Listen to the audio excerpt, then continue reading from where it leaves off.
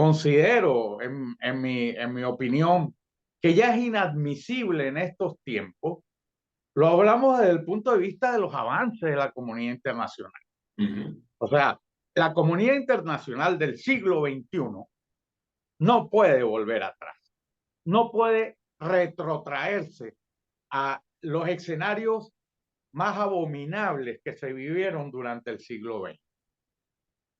Es más, todos los avances de la tecnología, las nuevas tecnologías, los avances en la percepción de que existe una sensibilidad especial a favor del respeto a los derechos humanos, los avances en que todos deseamos que este mundo sea un mundo más civilizado, no pueden permitir que este tipo de crímenes, tanto de Ucrania como de Venezuela, ocurran. Pero lo peor es que no puede permitirse que ocurran dentro de un manto de impunidad. O sea, nosotros estamos comprometidos a dar el paso necesario para que los tiranos entiendan que nunca más se va a aceptar que un individuo utilice el poder para agredir a los ciudadanos. Eso hay que desterrarlo si queremos ser un mundo mucho más noble, un mundo mucho más civilizado, un mundo más respetuoso con los seres que lo integramos. Pero va implícito, William, va implícito un mensaje a los que se sienten auténticamente demócratas. No podemos seguir siendo blandengues, no podemos seguir siendo tolerantes, no podemos seguir siendo permisivos, no podemos darle largas a los temas que nos afectan sin pronunciarnos temprano mismo y a tiempo para que se deslastren de ellos.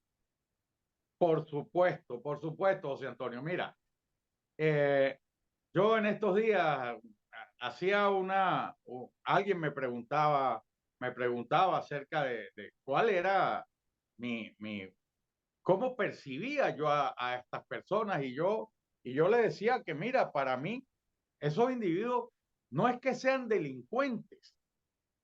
O sea, una cosa es un tipo que ataca un banco, en el atraco al banco con otros compañeros, matan 2 policías, se roban un dinero y huyen. Esos son delincuentes, ¿verdad?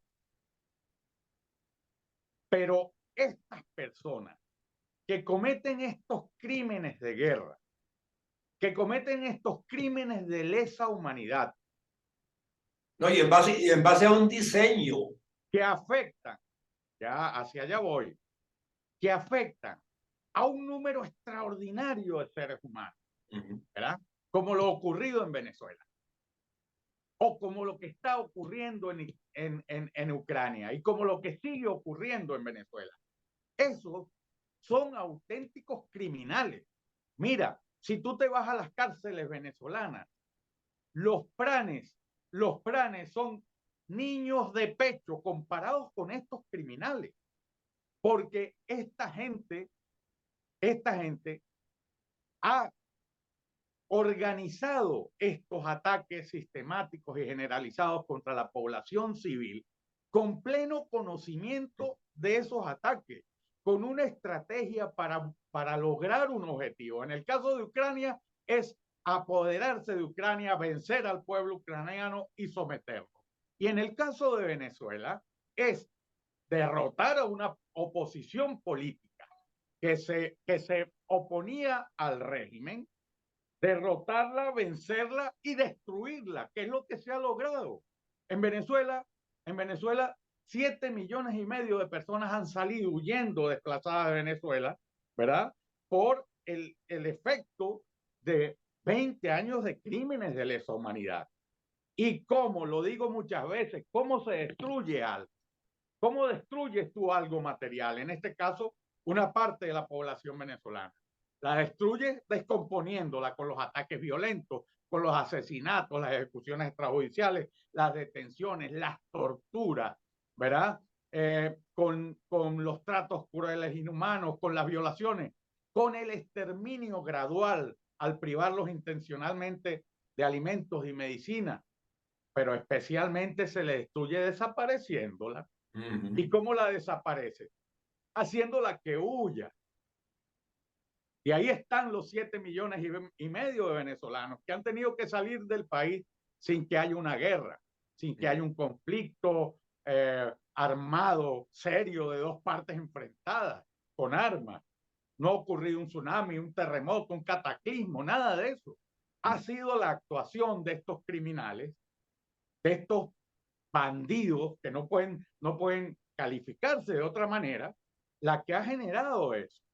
Por eso este acto de Ucrania es noble e implica el reconocimiento. Mira, algo que nos ha costado mucho a los venezolanos es que la comunidad internacional entienda lo que ha pasado en Venezuela, porque ha tenido unas características civilinas, perversas, completamente diferentes a los genocidios ocurridos en África o en Ruanda. En Venezuela se ha matado a la gente de una manera silenciosa,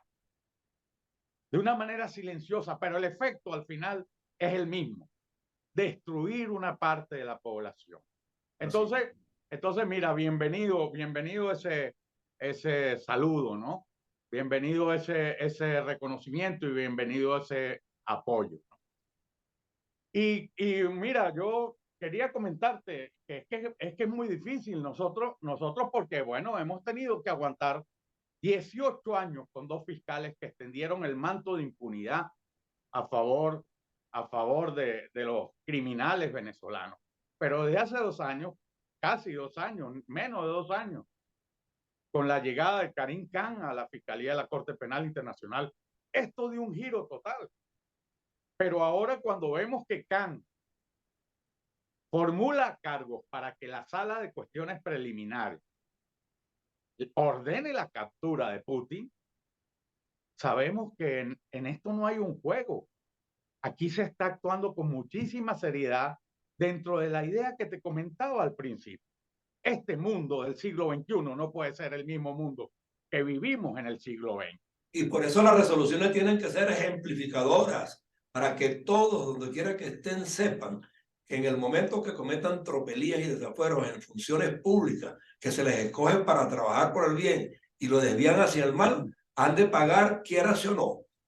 Claro, y por eso es que lo de Putin, mira, lo de Putin tiene una lectura que va mucho más allá de lo jurídico, ¿no? Muchísimo más allá de lo jurídico. Mira, yo no solo soy abogado, yo soy abogado con tengo 40 años de experiencia, ¿no? Y he ejercido y tengo 20 años litigando todo el proceso nuestro en la Corte Penal Internacional, enfrentándonos a esos dos fiscales, Luis Moreno Campos y Fatou Bensouda, que nos negaron absolutamente todo para las víctimas venezolanas, ¿no? Pero además de eso, yo soy internacionalista y he sido diplomático. Y te puedo analizar la orden de captura de Vladimir Putin desde una óptica completamente distinta, ¿no? Y es el que esa orden de captura no ha sido dictada contra un jefe de Estado de cualquier país asiático, africano y latinoamericano, un país sin importancia, no. Es una orden de captura contra el jefe de Estado de uno de los dos países más poderosos del mundo. Y es el jefe de Estado en activo. En activo, sí. Claro, pero además de eso, es que la Federación Rusa forma parte del Consejo de Seguridad de Naciones Unidas como miembro permanente. Es más, es uno de los 5 estados que tiene derecho a veto en las decisiones que se toman dentro del Consejo de Seguridad. Bueno, esto ya coloca la diatriba la coloca en un plano de una importancia.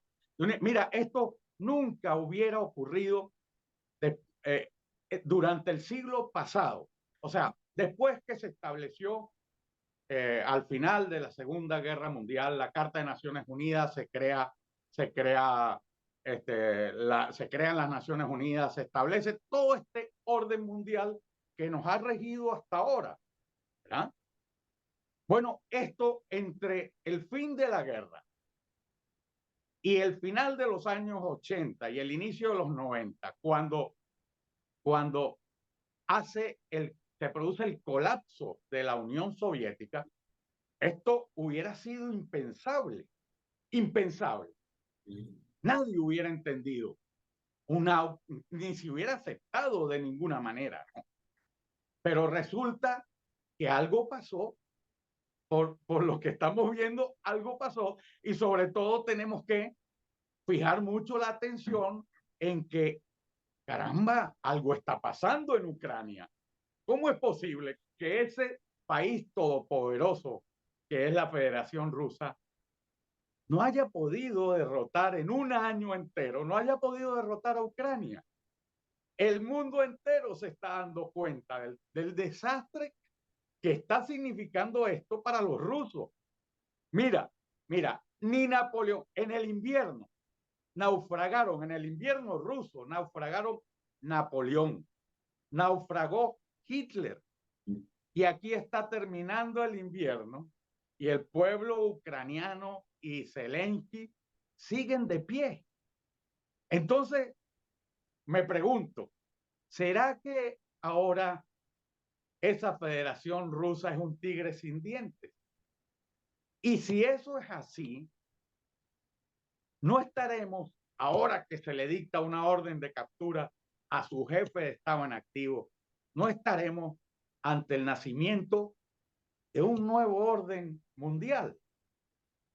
En la Federación Rusa, te comento, va a ejercer la presidencia del Consejo de Seguridad durante todo el mes de abril próximo por el proceso de rotación que hay en Naciones Unidas, ¿no? En el Consejo de Seguridad. Pero también hay que mencionar algo que planteó Francia hace un tiempo.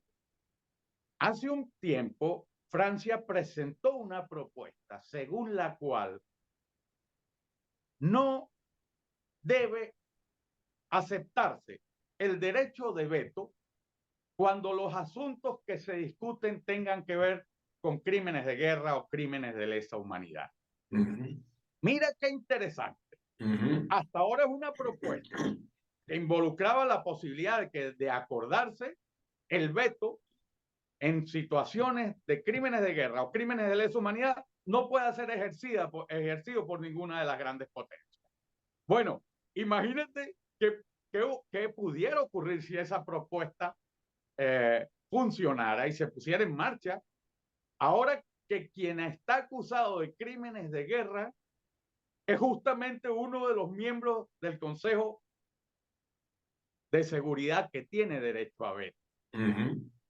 O sea, estamos en una situación muy interesante y el que lo dijo Karim Khan, no lo digo yo, el que ignore esto, el que ignore la historia, dijo Karim Khan, el que no entienda la historia no va a entender lo que está ocurriendo ahora mismo. Son bien 123 países por donde Vladimir Putin va a tener que pensárselo 2 veces antes de viajar. Eso no había ocurrido jamás. Eso es inédito en la historia de las relaciones internacionales. Claro, pero es que fíjate una cosa, dentro de ese marco, las otras autoridades rusas tienen que darse por aludidas, las fuerzas militares, las fuerzas económicas, las fuerzas de todo orden al interno, inclusive las órdenes eclesiásticas de Rusia, que son ortodoxos, tienen que también verse enmarcados dentro de esta decisión tan trascendente y tan fuera de lugar. Entonces, no puede la Federación Rusa sacrificarse a sí misma en función de defender a un individuo que no ha tenido la sensatez de percatarse que ha provocado un conflicto que se pierde de vista y donde han resultado de alguna manera disminuidos ellos desde el punto de vista de la búsqueda del propósito. Por supuesto. es que el mundo entero se está dando cuenta que no pueden con un país pequeñito. Exacto. Mira, y además estamos evidenciando otra cosa importantísima, ¿no? Dentro del mundo de las relaciones internacionales. Estamos evidenciando que la amenaza nuclear en estos conflictos de esta escala no causa ningún efecto. Exacto. Han amenazado con su arsenal nuclear, entendiendo que es el país que tiene mayor número de ojivas nucleares, y no ha pasado nada. O sea, no ha pasado nada porque los ucranianos siguen valientemente defendiendo su territorio y los rusos siguen ineficazmente, torpemente, tratando de materializar una invasión que de prolongarse mucho tiempo puede generar eso que acabas de comentar, José Antonio. Puede generar que dentro de la misma Unión Soviética hagan un análisis de costo de lo que está significando en deterioro para la imagen de la Federación Rusa, de lo que está significando en la relación y en el balance de fuerza dentro de la comunidad internacional para un país que hasta ahora era el primero o el segundo de los todos poderosos sobre la tierra. Denominativamente. Exactamente. Pero lo que están haciendo es, mira, no se sabe la cifra. Miles y miles de soldados rusos han muerto en territorio ucraniano. Si algún día se hiciera el balance y se supiera la verdad, probablemente se aceleraría el descreimiento de la sociedad rusa y el que se desmarcara de esta aventura de Putin, ¿no? No, se evidenciaría una derrota descomunal. Claro, mira, y además eso no está muy lejos. Mira, tú sabes que han ocurrido crímenes horrendos en la agresión de Rusia a Ucrania, ¿no? Sí. Hemos visto los ataques a las poblaciones, a las edificaciones donde, residenciales, donde la población civil se encontraba descansando, durmiendo y a bombazo limpio los han matado. Hemos visto ejecuciones, ha habido torturas, pero la Corte Penal Internacional ha iniciado, es la punta del iceberg, ha iniciado la punta de la lanza, ha iniciado la investigación y la formulación de cargos y la consecuente orden de captura a través de un crimen que hoy en día es muy sensible a todas las sociedades del mundo, ¿no? El de los niños. ¿Cómo vas a hacer eso con los niños? Ajá. ¿Ah? La deportación de miles de niños, se habla de hasta 16,000 niños, sí. Además reconocida por el propio Putin. No, no hace falta ni siquiera y pretender a un debate probatorio, claro, intenso, ¿no? Sí. Pero además de eso, la deportación forzosa de familias con ancianas, con muchas mujeres, porque los hombres se fueron a pelear. Sí. Y entonces deportaron a mujeres. La sensibilidad que existe hoy en día con la mujer. Bueno, pues esa ha sido otro acierto, ¿no? Otro acierto. O sea, se ha empezado por algo que la sociedad, ¿quién se va a oponer a eso? Putin y algunos rusos y algún aliado y cómplice que tenga en Iberoamérica, ¿no? En Venezuela, por supuesto, su cómplice. Tú sabes que ellos no tienen amigos ni aliados, ellos tienen cómplices. Cómplices, Maduro es cómplice de Putin. Entonces, ¿quién se puede oponer? Maduro y su gente y su cadena de mando de criminales, ¿no? Los planes del Estado venezolano, esa cadena de mando son criminales, no son delincuentes, son criminales. Además, ya hemos visto, en estos días hemos podido ver también lo que hacen con los recursos del Estado. Entonces estamos en una situación, yo creo que el mundo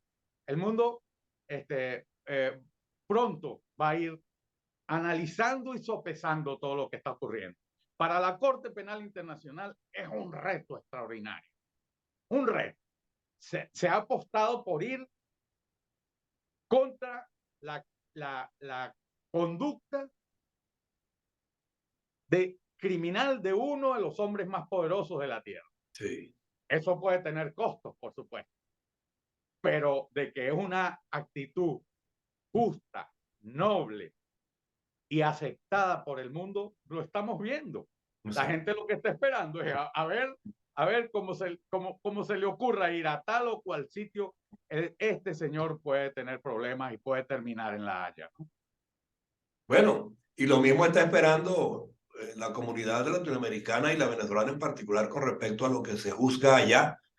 Y estamos conscientes pues de que este vínculo y la defensa de Putin de parte de nuestros gobiernos o de algunos gobiernos latinoamericanos los ponen en evidencia de que albergan la misma forma de ser y la misma conducta en cuanto a la apreciación de los problemas mundiales. En consecuencia, pues no pueden escapar. Mira, lo que pase con Nicolás Maduro, lo van a ver todos esos, ahorita mismo hay en el continente nuestro, en Iberoamérica, ahora mismo hay una cantidad de gobernantes a los que probablemente no les costaría mucho imitar esas conductas. Bueno, se lo pensarán dos veces, como se lo estarán pensando ahora en Miraflores, de que si la Corte Penal Internacional dio este paso, ¿qué estarán pensando? Exactamente. Que contra Maduro y sus camarillas de cadena de mando criminal no lo van a hacer. No, si están en el expediente los elementos que lo están, ¿verdad? Los elementos que indican que son responsables de un crimen terrible contra el pueblo venezolano, bueno, que se preparen, porque van a vivir con la Corte Penal Internacional detrás de ellos, ¿no? Seguro. Bueno, de todos modos, la semana que viene seguimos con este tema porque hay otro pronunciamiento por allí también de índole internacional, en otras organizaciones, no solamente en la Corte Penal, que propenden a que se vayan clarificando estas cosas y que se vayan desmontando algunos gobiernos que tenían esa tendencia que tú dices. En Latinoamérica, por ejemplo, algunos que aparecían como aliados incondicionales del régimen de Maduro, se están replegando en algunos procederes, están cuestionando algunas actitudes. Ya eso es bastante bueno. El miedo es contagioso. El miedo es contagioso. Exactamente. Bueno, William, gracias por tu tiempo del día de hoy. Estamos en contacto permanente. Ya tú sabes que tu sección está abierta y que lo sepa la audiencia todos los martes a las 11:30 de México. Y lo demás que busques su horario, porque ahí vas a estar tú, pues, siempre con los argumentos apropiados del día a día en lo que está ocurriendo y lo que va a ocurrir en materia jurídica a nivel internacional. Gracias por tu tiempo. Muchas gracias, José Antonio. Un abrazo, un abrazo. Un abrazo.